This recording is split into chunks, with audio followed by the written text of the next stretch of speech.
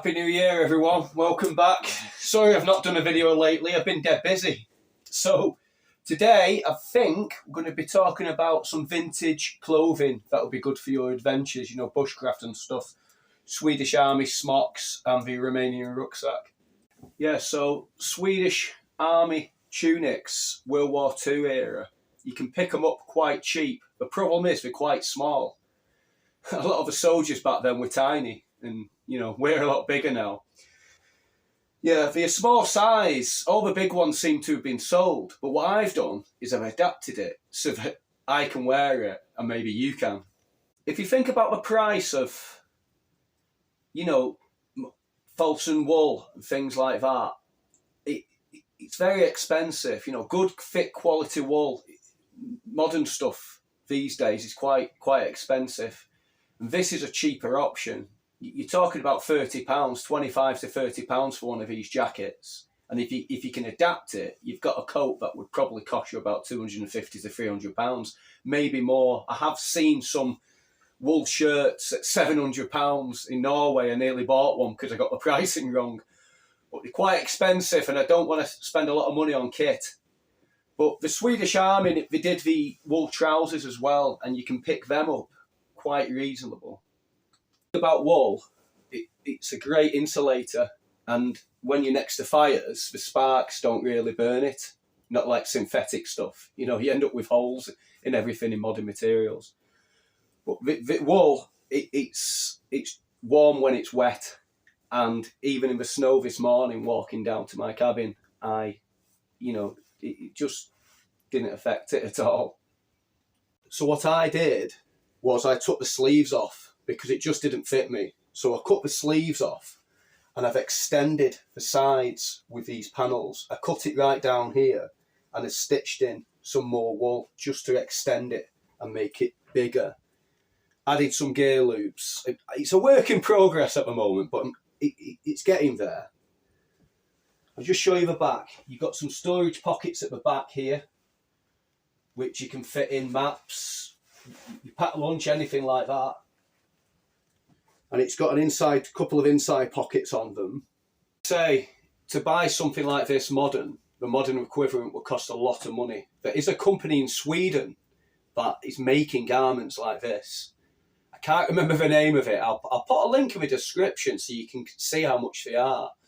Top quality clothing, by the way. You might have seen the trousers they do in my previous gear video when I was talking about Arctic clothing. They're really good. But these Swedish trousers, these vintage ones from the 1940s, very cheap to buy. So they basically have two side pockets on them. At the bottom they have some leather fasteners. And you have to wear braces with these, really. I'll just get my jacket off to show you.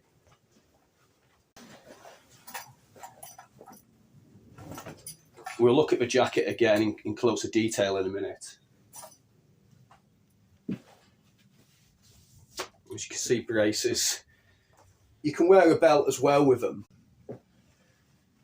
Yeah, you can still pick up larger sizes of these if you shop around, mainly on eBay.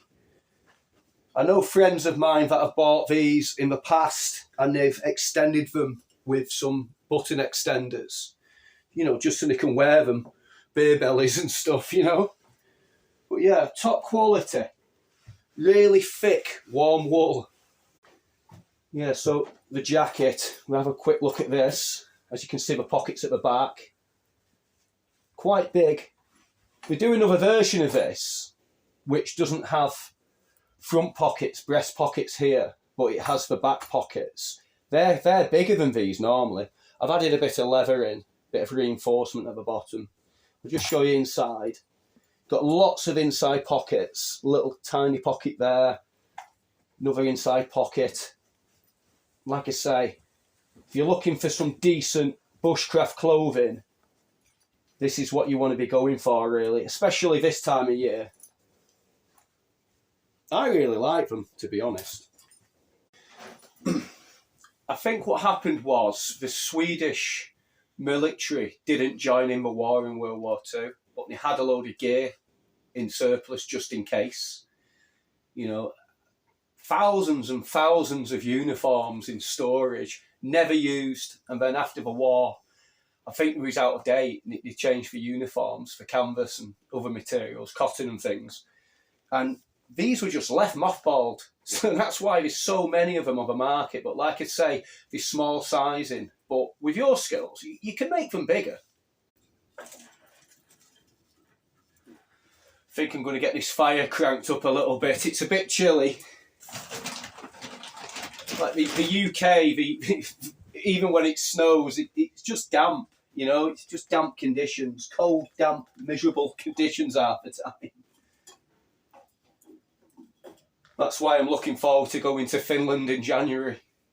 Well, we're in January, aren't we? Towards the end of the month. Just looking forward to it. Dry snow, you know. Stuff like this, because I'm on a plane, it's a bit bulky, so I just go for the wool jumpers and things. But you could quite easily wear this type of clothing in Arctic conditions. I think before I was talking about wool, I think I said Folsom. When that's Folsom prison, I think it's Felsen. I think the term is Felsen. Felsen Milwaukee.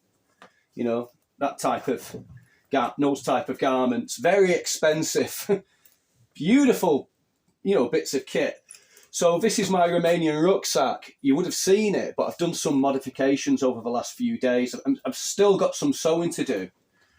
Well, what I did, I bought years ago the bread bag, the Romanian Army bread bag, which is very cheap to buy. I've cut it down and I've made this store pocket on the front now so that I can put better, you know, items in it and stuff like that. And you would have seen my roll top canvas fastening on the top there to keep snow out, keep a bit of a weather out. But you can adapt these quite easily. They're cheap to buy. I'm gonna get the kettle on now because I want a brew. Just get my water bottle out. If you've not seen this, this is a Russian army canteen. Another vintage bit of kit. Brilliant. I love it, honestly. Great bit of kit.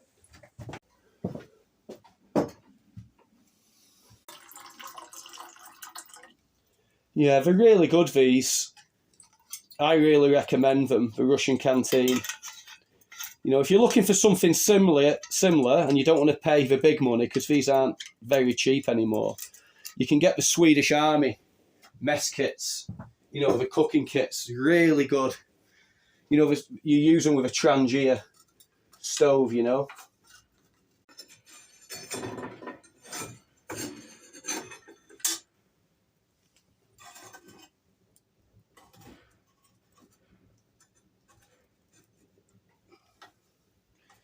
Must remember to lift my handle up so that I don't burn my hands, you know.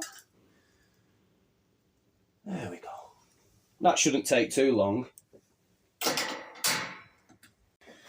Yeah, there's just something I really like about vintage gear. I think, you know, it feels right to me, and I feel more in keeping with the woods, with wool and old-fashioned stuff. And it seems to be better quality, it really is, than modern stuff. Like I say, unless you spend the money. So I've got a few vintage items I want to show you that might come in handy for bushcraft. This is a butter dish, a military butter dish. Now, I can't remember if it's Swedish or German. It's got an eagle embossed in the centre of it. So I think it's German. But great to keep your butter in, you know. You could keep jam in it or anything, or even coffee. But they have this airtight seal normally. But when you buy them, sometimes the seal's missing. So what I did was got a silicone baking tray from the supermarket, and I cut out a circle and made like a gasket washer for the top, and that seems to work quite well, really, for keeping my butter in. I've got another butter container I'll show you. So this one is a birch bark container that I picked up at the Sami market in Jokkmokk, up in the Arctic there. And the good thing about birch containers is they keep things fresh, you know, they kind of keep things sterile. They got oil, it's got oils in the bark, and it keeps things fresh for longer. Years ago when my traders used to come over from Norway to Scotland, they used to have big containers made out of birch bark and keep all the food in and stuff like that, just to keep it fresher longer. But these are a good bit of kit. I mean, you can make one if you want to. There's plenty of videos out there how to make these. I've decorated the top of this with a little bit of Sami patterning, you know. But I really like it. I mean, you could have, say, coffee in that or jam in that or something like that, or some lard and keep your butter in that. Look, small containers, really handy to have, really. So this is another container I actually bought in Finland from their kind of version of a charity shop. Thing is, with Finnish charity shops up in the Arctic, they've got some antiques in there in some wonderful birch bark containers, you know. Well, these are just great for, you know, your coffee or your tea or even like sewing kits and stuff. Just love containers. And again, vintage, you know. And speaking of containers, I really like old-fashioned tins. You know, pick them up from a car boot sale. You make a survival kit out of it, put in spare batteries or anything like that. This is Pontefract cakes, you know. Just a bit more interesting than having a modern tin, I think. You know, a bit cheery. But yeah, it's got lots of tins. Like I say, you can pick them up quite cheap if you shop around. If you're looking for containers, the old ginger jars from Jamaica, you can buy these offline. This is a little bit cumbersome, but you know, if I was car camping or canoe camping, it's another great little storage jar, really. It'd be quite nice. You know, like I say, nice things. I think I've got some more containers over here. This is one of my favourite tins. It's got an Indian chief, Native American Indian chief on one side. On the other side, it looks like some type of, I don't know, Persian or Spanish, I don't know. But it's a really nice tin, I think. Really nice. I've got hand warmers in here for some reason. But I was looking for those. I really like old-fashioned brew cans like this. Antique brew cans. This one's French. The handle actually locks the lid in place. And the idea is you can have a cup of tea in this or coffee. And then if you've got a friend with you or you want to drink out of a cup, you've got a cup as well. My nephew used to drink out of a top. Used to give him what was called a lid of tea. That's where the expression comes from. Give me a lid of tea. And he would have the lid and I have the main body of it. It's great. Like I say, you can hang it off your rucksack and the lid's not going to come off. You can tell the antique ones because they have a flat bottom, but the modern Falcon ones have a rim. But, you know, people with steam engines used to put them on the, you know, on the furnace to you know, make a cup of tea, basically. Used to cook egg and bacon on frying pans and stuff, you know, on the steam trains as well. And used to use these a lot. I really like them, recommend them. And they're great to be hung, you know, off a kettle iron or off a tripod or anything like that. You can put your lunch in it as well and use it as a bit of a kind of butty box. Yeah. In case you're wondering what this is my wash basin. I use it for washing, you know, washing the pots. And inside it has a smaller one. It's off an old gypsy washstand, actually. I'll just show you this other brew can I've got. So this is more of a 1950s type aluminium. Very lightweight. I've took this mountaineering before now, it's that light. But again, the same principle, you've got a cup on the top and the bottom's a billy can. I'm going to show you some coffee cans I've got. This is a great big one that I've adapted so that you can hang it above a fire. And it has this clever device on it. But when it's on a tripod or your cowboy hanging irons, you can basically pour it without having to touch the pot. I've made this mechanism. I saw it from some old time cowboys, you know, I watch YouTube videos and stuff. I'm quite into cowboy cooking. you know, a frontier. And yeah, you can tip your coffee out of it like that. Quite ingenious, really, what they used to do years ago. Yeah. So I did a little bit of blacksmithing in the past. Nothing spectacular, but I've had a go, made some hooks and things like that. It's a bit bulky to take on on small camps, but a big camp where I'm there for about a week or something, or I'm down at my dad's farm, got my gypsy caravan out or something like that. It's handy for that. I've got another coffee can I want to show you. Just one sec, I'll just put this down.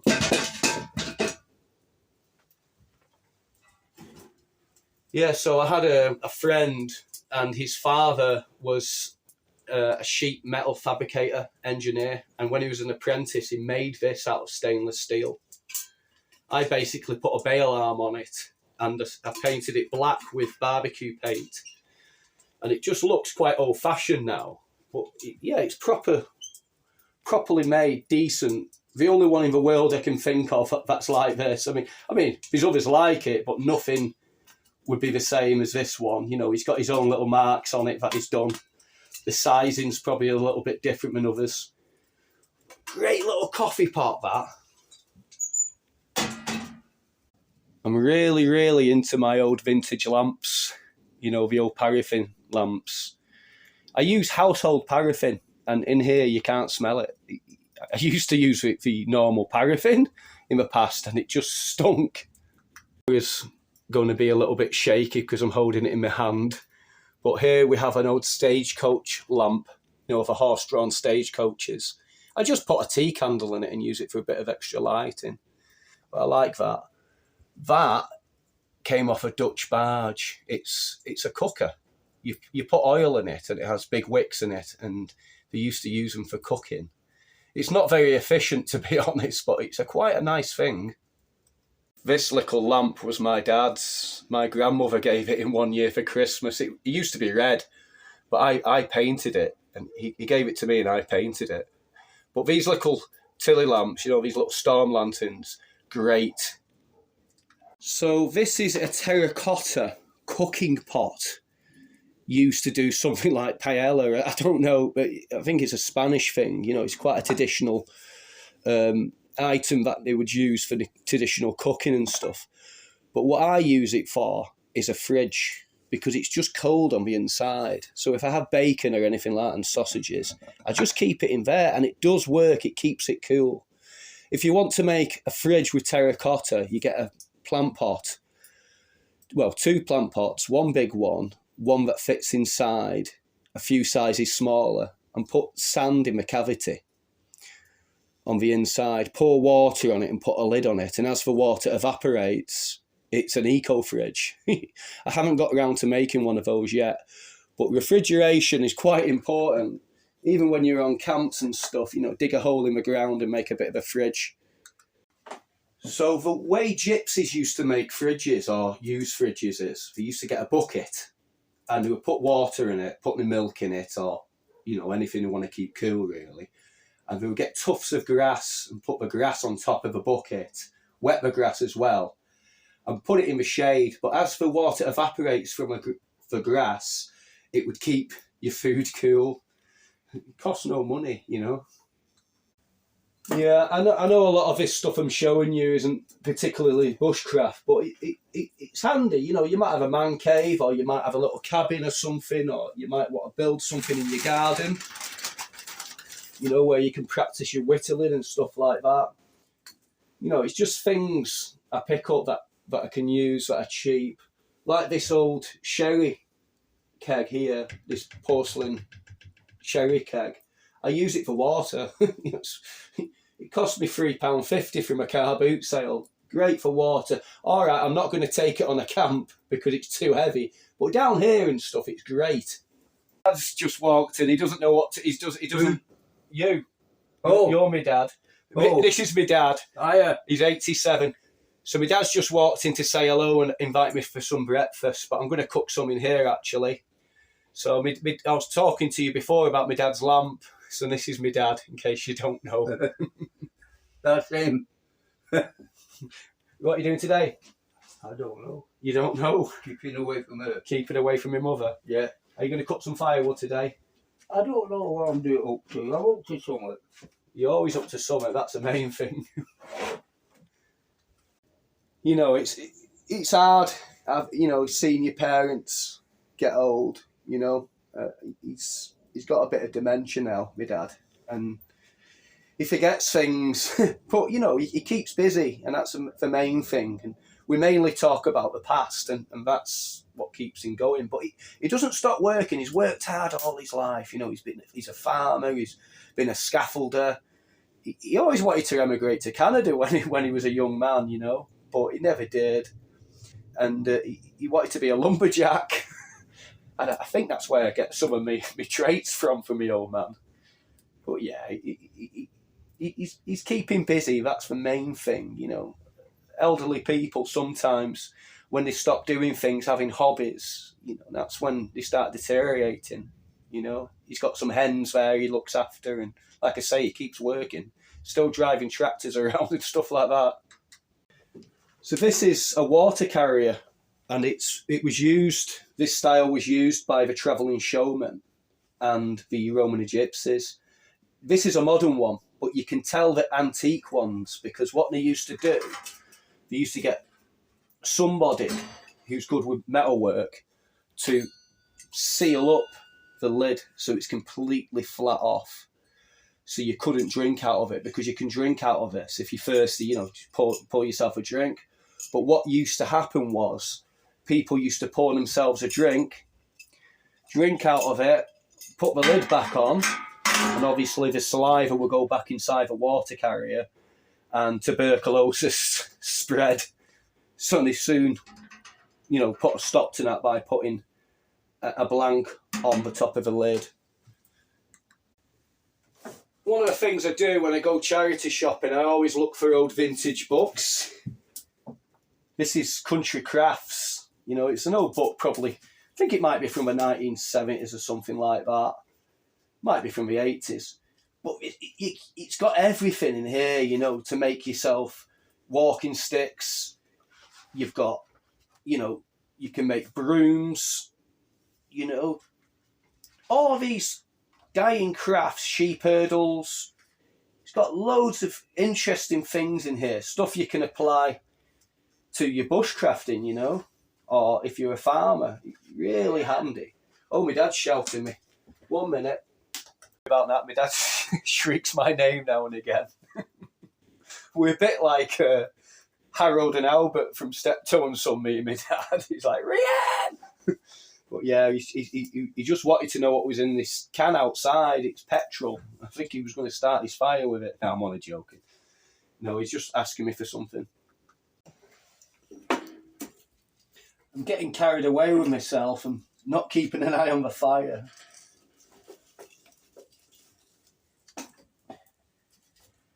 Yeah, this is an old stove, very old Queeny stove it's called. We talked about that in a previous video. I really like it. Yeah, like I was saying, the Romanian army rucksack, what you get for your money is a canvas and leather rucksack. You know, to buy something, you know, modern today, canvas and leather, like maybe a Frost River or something, you're talking hundreds of pounds. These are like 35 quid, you know, £35, and you can adapt it, you know, do stuff like I've done. I've added these gear straps at the top. These actually were dog collars, you know. It's cheaper to buy dog collars and old belts than make them yourself. By the time you buy the buckles and all that, it's cost you a lot of money, but, you know, just get some old dog leads, you know. And this part here used to hold a helmet, but I've sewn it shut here and riveted it so my axe can slip in. Like I say, the old rimmed helmets would fit in there and strap across the top. But yeah, great little bit of kit, really. Good thing about these roll tops is, as well, in an emergency situation, you can put your feet inside them, you know, for a bit more insulation. So you might be mountaineering or something and dig a snow hole and just want to sit with your feet in the warmth. You can drop a hot water bottle in there if you want, you know. It's just about making things yours, you know, having fun doing it. Okay, we can go out and buy kit, but where's the fun in that? Yeah, so like I said before, I like you know, cowboys, that type of era, like all old-fashioned stuff. If you remember, you know, you ever watched films like, you know, series like Rawhide, or you're into like cowboy cooking, you think of the chuck wagons. At the back of the chuck wagons, they have like a drop-down table, like with a kitchen. Well, I made a miniature version of that with this here. So basically, this drops down like that and becomes a table. I just keep gas canisters in it for now. But yeah, it's got a little kitchen roll holder on the side of it. It's made from old pallet wood. You know, make your own furniture. But what I did is I got a blowtorch and I blowtorched it all. And what that does is it brings the resins to the surface of a wood and makes it more waterproof. You know, it's a good technique to use on a shed. You know, you make yourself a wooden building or something and blow it with a blowtorch, and then it just makes it more waterproof. And you know, all the you know, the tannings or whatever will come out, and it stops insects as well. It keeps insects from getting in there, you know, burrowing in, you know, woodworm and stuff like that. It helps prevent. So I don't really sleep in here, but occasionally, if we've got some animals that are giving birth or something like that, or I've got to be down for security reasons and things like that, I've got this bunk bed here. This drops down, becomes a bench. You know, it's the old-fashioned kind of chain suspended bunk. It's full of junk at the moment. Got some tents up there. You know, keep stuff like that off the floor in case the mice get in. So this is a kind of utility roller made, just handy for storage. You know, for just dropping things in. You know, knives, stuff like that. It was in one of my little camper vans I made, one little camping caravan, but I've put it in here now. It's quite handy, you know. I've just put some charcoal on. I'm running out of wood.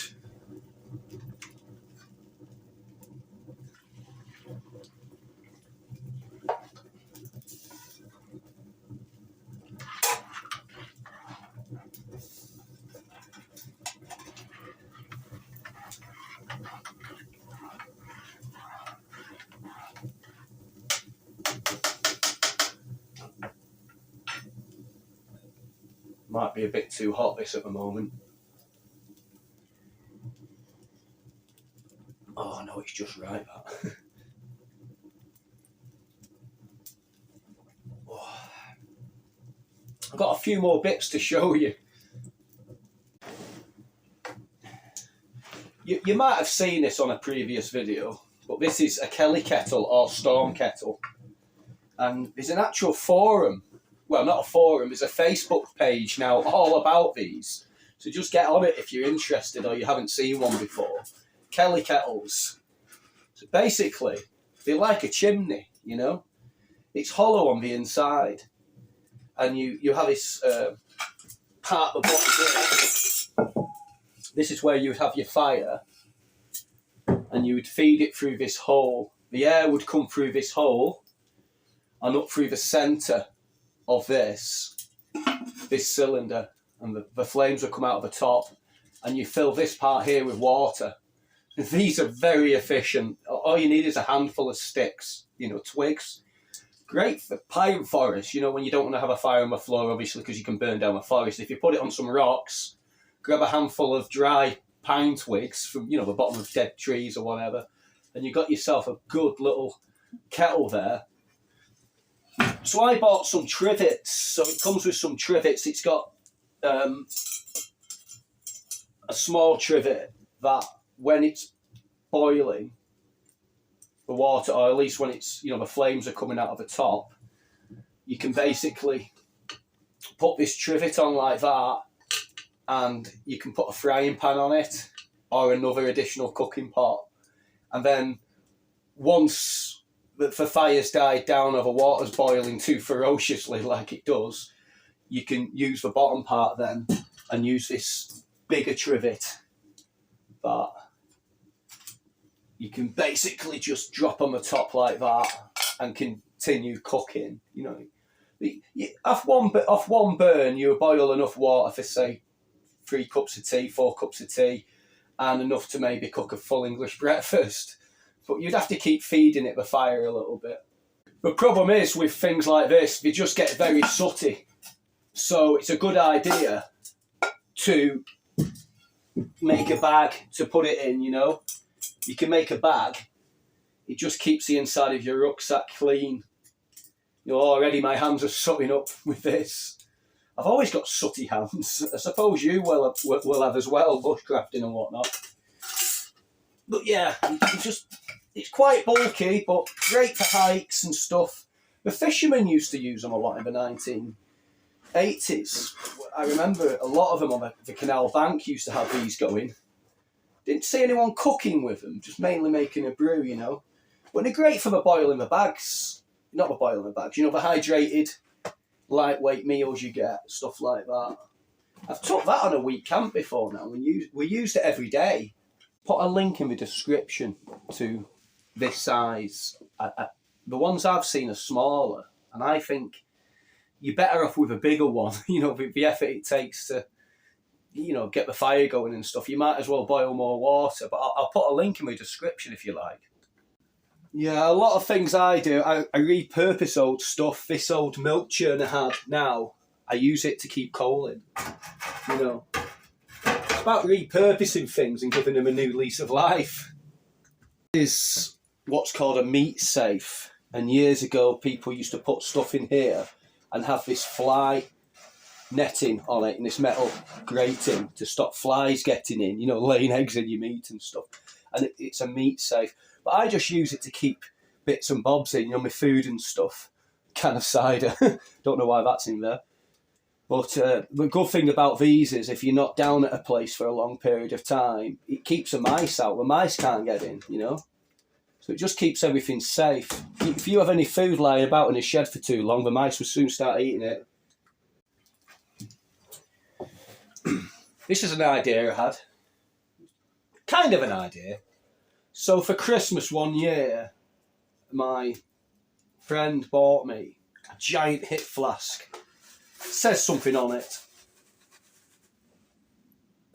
Cheaper than therapy. So it's a bit of a novelty hip flask. Basically, I made a canvas sleeve for it with this little fastener like this. And it's a great water bottle.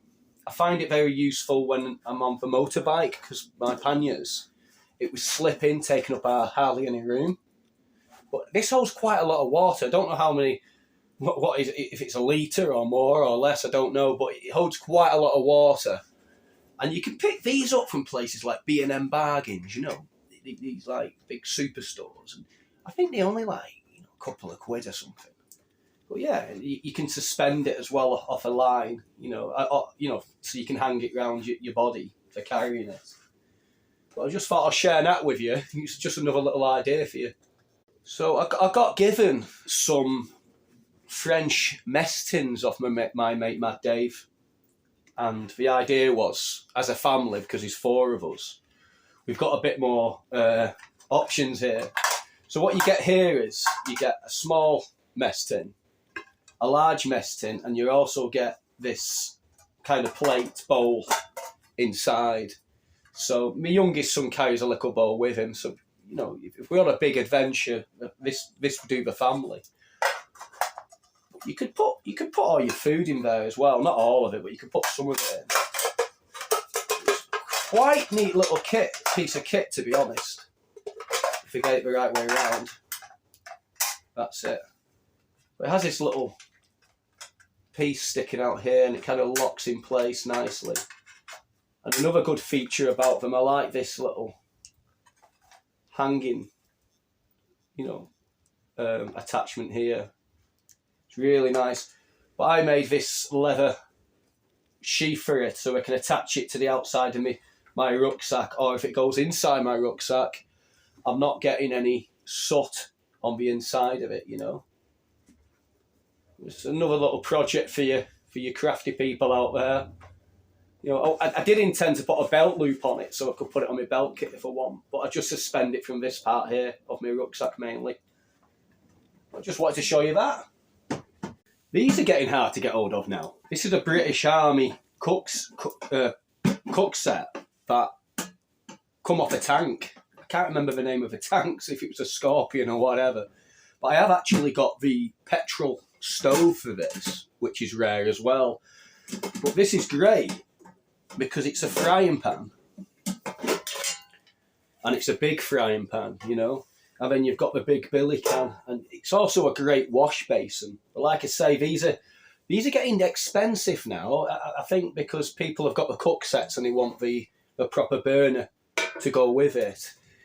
If you want, I'll show you the burner actually, and I'll show you all that. While we're on the subject of vintage gear, I might as well show you properly, Anna.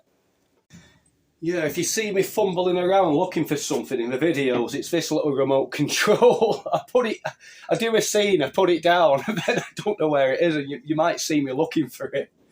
But yeah, it comes in handy. It makes filming a lot easier for me. So yeah, so there's the cooking stuff. This is the stove, quite compact, heavy, with a carrying handle. They do different versions of this. The modern one now is much better, I think. You've got the little locking legs that come out here.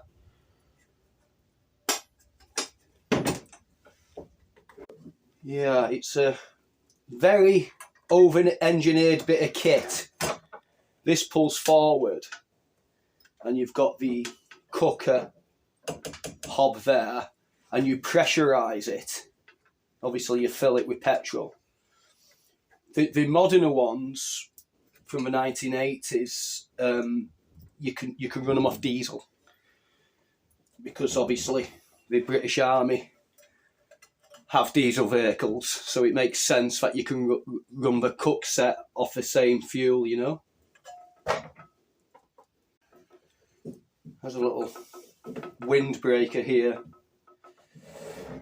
These are very dangerous, to be honest. You get petrol coming out of here leaking. You got a potential bomb on your hands, you know.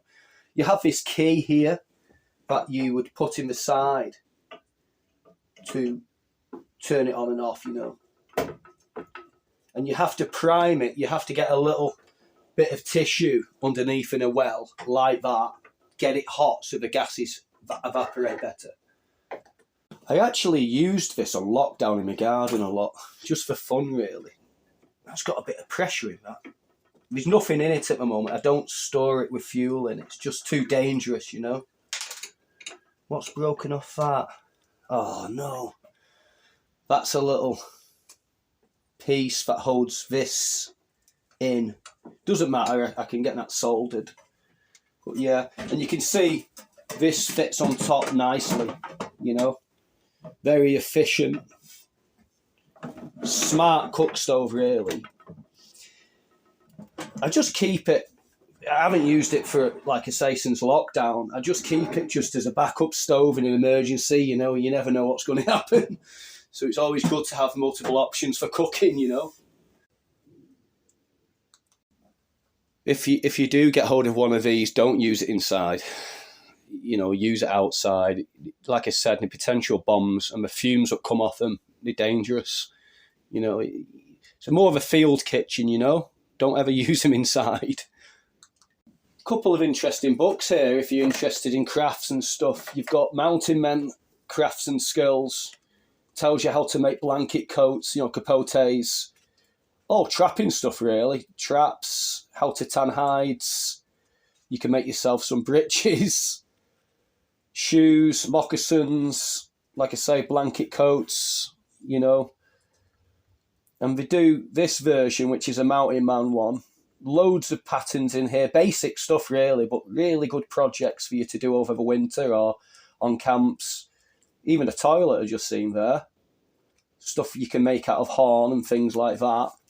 That's a good book. I enjoy that, and my children like that. Just get past the cobwebs. This is the same brand of book, but it's Native Americans crafts and skills. So you got tracking in here, how to make teepees, you know, the principle how a teepee works with the inside cloth, which forms a kind of chimney vacuum. you know, it's got a lot of decent stuff in. Is that a wigwam? A wigwam, yeah. Bone scrapers, spear throwers, like I say, tracking. Just all sorts. Real good book, this. You know, it's not complicated. Nothing's complicated about it. But it's got a little bit about wild food in there as well. Horse saddles, canoes. It's basic, but really nice. Yeah, so if you're looking for a Christmas present or a birthday present, or you just want to buy another book, I recommend these two. They might do another series of these, I don't know. Who knows? This is just a mushroom book. I don't really know too much about mushrooms, to be honest. I've done a little bit of foraging for mushrooms in the past, ate mushrooms, but it's not something I delve into, really. You know, if I get it wrong, I can be dead. I could die. Because I've been into all sorts of stuff, different cultures, you know, different types of frontiers people. I just like all different aspects of the outdoors, really. So when I was in my mountain man kind of phase, when I used to had an entire mountain man kit at one point, you know, I made this trapper hat. It's actually a mixture of different animals. This is an old foxtail I had, and then this fur here, it's actually kangaroo, but it looks like fox. I had an old kangaroo hide from a car boot sale. This was an old sheepskin coat for the ears, and this fox's face is off an old 1920s scarf that I've upcycled. I'll put it on. Yeah, it's a bit of a novelty, really, but you know, I like learning through making things. And you know, I wouldn't go to the pub in it or anything like that, but I have worn it on camps before now. You know, I think David Crockett hats were all the rage back in the 1950s. I think my dad used to have one. My friend used to wear a David Crockett hat all the time. Well, yeah, it's quite a warm, practical hat. Like I say, the ears drop down. But, you know, it's just more of a kind of novelty to go the whole cabin theme, really. But yeah, the ears drop down. You can see why he would wear them, you know. I just get my other hat, so it's, you know, basically you can see the evolution of the trapper hat, you know, you know, into this one. You know, you can imagine the frontiersmen used to, you know, just make them out of anything they could hunt, really. Yeah, so I don't want to show too much in this video because I've got a lot more to show you. I've got probably another video I could do in here just on kit, if you wanted. But I'm hoping to get out and do a video soon. The weather's been terrible. It's been Christmas and dark nights and things, and starting back at work, it's been difficult. You know, getting your head around going back to work, having all that time off at Christmas with your family. You know, so I wasn't really in the mood to make a video lately, you know. I don't know why. I think going back to work and stuff and dealing with that, I didn't really feel like it. But I want to do YouTube because I enjoy it, and I think if I'm not enjoying it, there's no point in me doing it, you know. I've enjoyed it today. I've wanted to do it today. And like I said, I want to get out. I've got a trip coming up, so I'm going to struggle to get on a camp before then. That's going to be a good video when we do the trip. But I think I'll try and squeeze in one of my walking videos. You know, we'll go out and make a little fire or something. Take you to an interesting place, maybe. I know lots of interesting places. Lots of places with tunnels and things. Stuff like that, but I want to get back on that. But like I said, the weather's been terrible, and it's a bit depressing this time of year, and that's why it's always good to have a fire and have your little luxuries, you know. So I think this is the end of the video now. I want you to subscribe so you can find me, because I've got a lot more videos coming. Happy New Year, everyone, and what else could I say? I'll see you next time.